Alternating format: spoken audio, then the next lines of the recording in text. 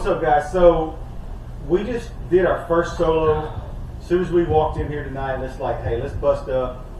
Matt said, I'm going upstairs. I'm going to the little apartment area. There's a seance room up there. He said, I'm hitting it solo, and I was like, hey, I'm hitting the cells. So we split off. Him upstairs, me downstairs. So we just wanted to jump on here and document basically, because we're going to go over our evidence here in a second. Just to go ahead and do it. We're going to review it live because this is our first time here at Old Bleckley County Jail, and two things have happened. One, if you've ever watched our Pauly Joe episodes, it's freaking hot in here. Luckily, the ladies just came back to get final payment, and there is an air conditioner for the bottom floor, which is turned on, which already feels 100% better. Yeah. So if you hear anything in the background, that's probably that central AC and air running. And then second, we did the walkthrough with the two ladies that welcomed us, and this is the first location in 13 years of me doing this stuff that I have not had a feeling in a certain area of this building where we should be like, okay, this is where we're going to set up this, we're going to do this, we're going to do this, and have that. Now, John, same thing for you. Yeah. No heaviness, no something just not that initial walkthrough. Yeah, usually there's always we'll put it this way. This is a good example. Is once the ladies left and we're staying here, I went roaming. There's always, when you go on these investigations, there's always gosh, man, I'll go do it, but I don't want to go back up there by myself, or I don't want to go in the basement by myself. I'm walking all the way in the very back of the cells by myself, just to look for an air conditioner. Yeah, look for plug-ins, and didn't even think one time about it. So I stayed down here. So what we decided to do because of that is, like John said, we separated. I went upstairs into one of the rooms. John went to the cells, which is completely on the other end of the building. We did that so we would not contaminate each other, because this is a relatively small location. So now what we're about to talk about, we did it for 15, 20 minutes each, and now we're about to discuss what happened to both of us in our separate areas. Go ahead, you do first. I'm going to go first. So like John said, I was on the second floor. I was in the seance room. I took the camcorder, which you're viewing this on right now. I took my force recorder. I took my K2 meter, and I took the new piece of equipment that I got from Ghost Stop called the Solus, which detects temperature, vibration, and magnetism. We are going to be cutting back and forth, showing clips of what we were discussing from our solos. Here, Matt turning on the Solus. Matt setting K2 down on the table.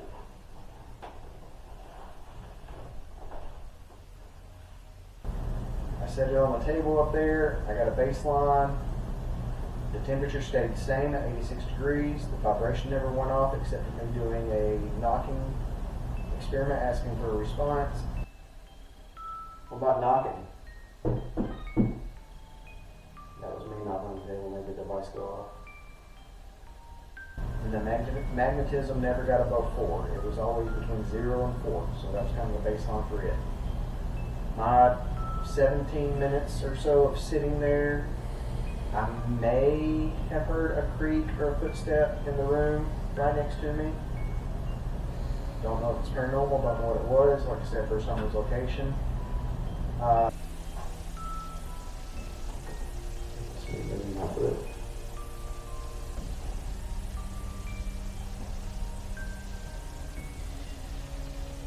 Maybe heard a footstep in the room next to me. There's a mirror right in front of me that had a big IR light, not an IR light, an LED light that kind of does purple. It would go dim and brighter, but it wasn't doing it on a constant enough basis to where I thought it was maybe normal. It could be just an old building, maybe a power surge for wherever it's plugged up at, or batteries going out, something like that. Did you leave the air conditioner running upstairs? No, I turned it off before I started. I think so, because it could be pulling as the compressor kicks on. I turned it off before I started. And the last thing that happened was I did see a ball of light or some sort of light, and of course it happened right behind where the camcorder was in the corner of the room for a split second and then shot off. I did hear a car driving by roughly about the same time, so it could have been headlights, but again, I was on the second floor. I don't know that headlights. You'll be able to view it more, right. when you I'll be go able to over see. evidence. So. Again, it was behind the camcorder, so I don't think the video caught it unless it reflected through other parts of the room.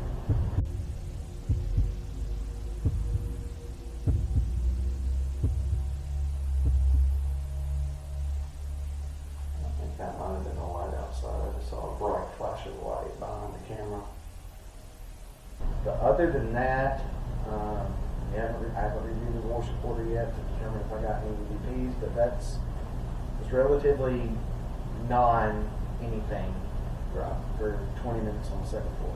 So, and here's the thing, it's really small. So you sit on the second floor, you're kind of doing all the rooms at once almost. If you hear something, But anyways, mine was a little more interesting. Basically, I went straight, and there's one cell down on in the basement. It's in the very end, and they say that a man. There's more than one cell. Yeah, but there's one. But there's the one on the very end. As far as you can go, there's the cell on the right. There's supposedly a guy that had committed suicide in there.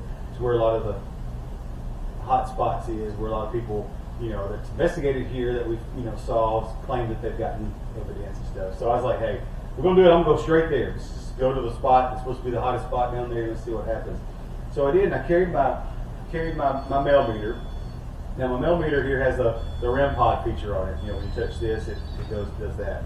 So had that. I had my Oculus, voice recorder, and camera. So I get down there and go all the way to the back. Like I said, put the REM pod in the doorway. Set my camcorder on a little chair ledge facing at me. I'm sitting in the very back corner of the cell. Put my voice recorder on the bed and put the Oculus on the bed. So here's one thing: there's no electricity down that entire cell block.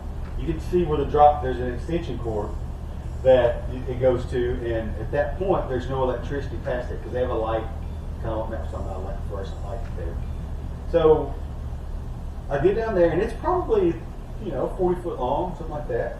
So I get all the way down there and put the REM pod down, put the REM pod of the millimeter, turn it on. So I'm sitting there, and all of a sudden it does this in the doorway. Just one light like that. See how far my finger's to it. So nothing grabbed it. It was just about like that. Lasted for about 7 or 8 seconds. So I was like, okay, well there you are. Thanks. Come on in. Here to talk to you. Trying to make friends with this spirit. Trying to communicate with them.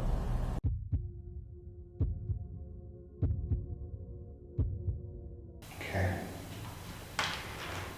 I'm gonna put this REM pod right over here in the doorway. We're not fluctuating. Uh-oh.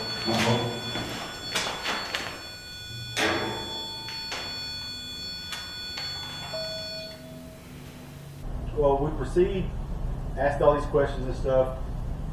Then the the Oculus goes off a couple of times, says a couple of random words. Actually, it says 2 words, and then it goes silent. So I'm sitting down there, and we're going on about 15 minutes at this point. Nothing's really happening. I hear some stuff, but I'm pretty sure there's fire station right next door. I think it was them closing some doors out there because there was an outside door right outside that cell door there. So I was like, no, that's outside. That's not outside. Thought I heard a male voice once when I was snapping, trying to get them to mock me or something. And I was like, well, I thought I heard a voice say that. And so that's when I got quiet. But then all of a sudden,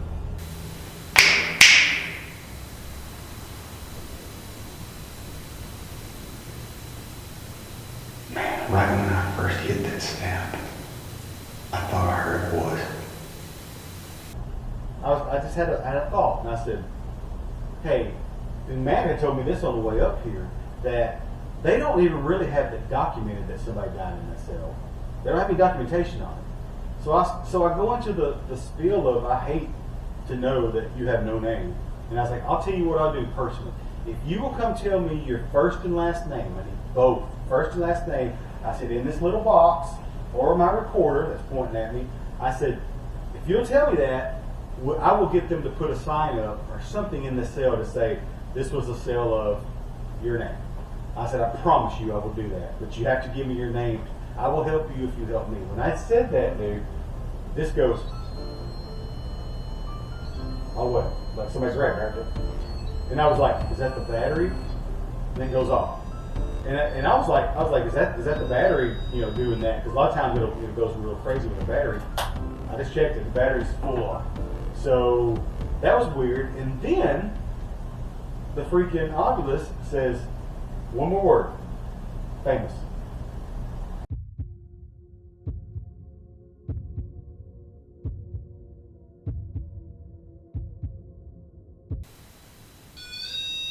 There you are. There they are.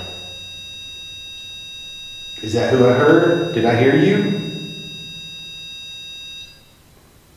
Big chills. I want to do this for you, but you have to help me if you want me to help you. You have to come in and help me and give me your name so I can give you recognition that this is where you were. Famous. Exactly. That's what I want to do. That's all I said.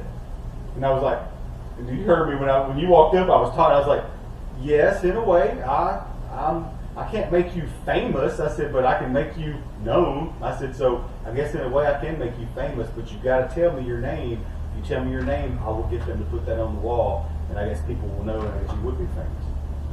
That's all that happened. And then after that, Matt came down. So, in 20-something minutes, I had a possible voice I heard. The bell meter, the REM pod on the bell meter went off a couple of times. And I got a hit on the Oculus, basically after me asking you to tell me your name so I can get some type of sign, a plaque, so we know who actually, was in here, who took their life in here, and it said famous. So, cool. So what we're about to do now, like Matt said, we're going to listen to the voice recorders and stuff. We're going to review our evidence because we need to see is this place. Is it worth us spending our next 8, 10, 12 hours? Because honestly, I think I got enough where I should have something. If I don't have something, then is that all explainable? But the crazy thing was, I didn't say this, my EMF on the mail meter shows, it's electronic as far as it's digital. I mean, it's not like a K2 meter. There's no electricity down there, and it was actually hitting 12 and 14. It was at like 3, 2. It stayed at 2 and 3 the most of the time, just stable there. But then I would see it jump to 12, 14, 8, 7, 14, 7. So some type of electromagnetic field was coming by. But I do want to state, we always try to debunk this stuff. We're right next to a fire station. Anybody knows, well, a lot of people don't know, but people can fake this stuff on shows with their K2 meter. If you take a walkie-talkie and you turn the volume all the way down, I could sit there and Matt could hold that K2 meter up, and I could take that walkie-talkie right here under me, and every time I press that button, that K2 meter is going to go off. Yep.